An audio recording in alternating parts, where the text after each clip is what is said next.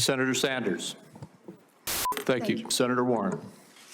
Thank you, Mr. Chairman. So last November, while you were under consideration to become Secretary of Health and Human Services, Mr. Kennedy, you said, quote, if vaccines are working for somebody, I'm not going to take them away. No exceptions, no ifs, ands, or buts. You would not take away vaccines from anyone who wanted them.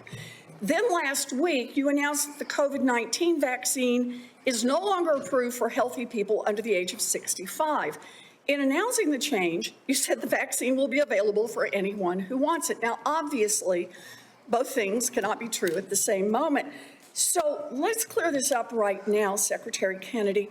Will you tell America that all adults and all children over 6 months of age are eligible to get a COVID booster at their local pharmacy today?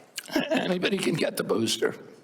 I'm sorry? Anybody can get it, Senator. Anybody. So you're saying that is now the official rule of HHS. Anybody is eligible to get a booster by just walking into the pharmacy. It's not recommended for healthy people. No. If you don't recommend, then the consequence of that in many states is that you can't walk into a pharmacy and get one. It means insurance companies don't have to cover the $200 or so cost.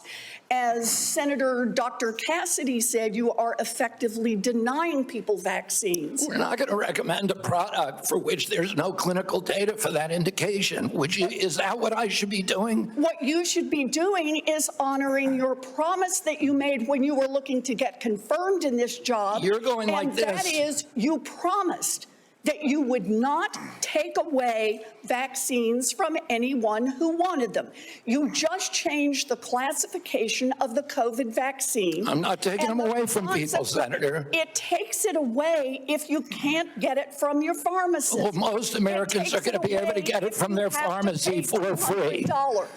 Most Americans will be able to get it from their pharmacy for free. The question is everyone who wants it. That was your promise. I never promised that I was going to recommend products with which there is no indication. When you said... And I know you've taken $855,000 from pharmaceutical companies, Senator. Did you hold up a big sign saying that you were lying when you said that? Because you are the one who said you would not take them away. Now, Senator Kennedy, I'm not taking them away from anybody. Secretary, you want me to indicate a product for which there is no clinical data? Senator, is that what you want? Secretary Kennedy, you said you wouldn't, and now you did. I'm not taking them away. Everybody can get access to them. No, they can't walk into a pharmacy the way they could last month and get access. It depends on the state. It depends on the states. A year ago, but they can still get it. Everybody can get it. Everybody can get it, Senator. So look, let's move on. You clearly are taking away vaccines. I've seen the list for what's coming up next, and that is the agenda for the next CDC vaccine panel. And first up is ratifying your COVID actions. Second is hepatitis B is on the agenda.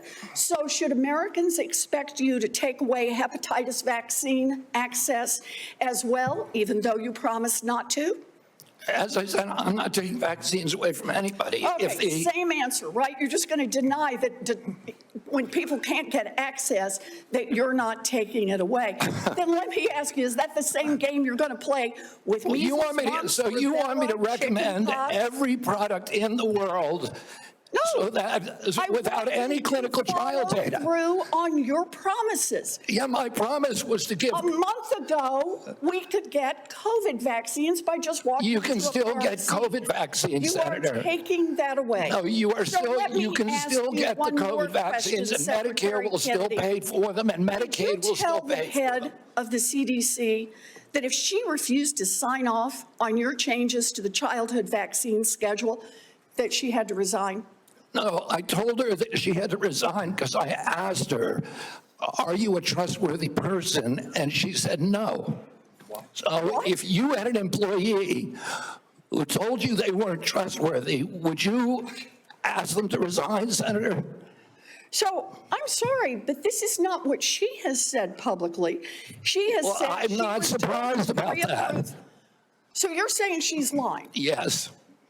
Every conversation I had with her, there And were let me get this witnesses. straight. This is the same person that less than a month earlier, you stood next to her and described her as unimpeachable, and you had full confidence in her, and that you had full confidence in her scientific credentials.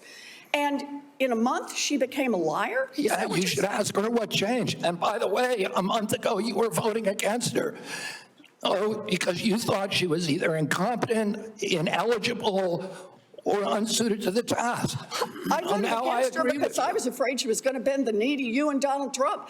And it looks like she didn't bend the knee, so you fired her. Look, you're putting America's babies' health at risk, America's seniors' health at risk, all Americans' health at risk, and you should resign. Senator Sanders. What difference at this point does it make? Join the movement. Feel the vibe. TrumpRap.com, where truth and rhythm collide.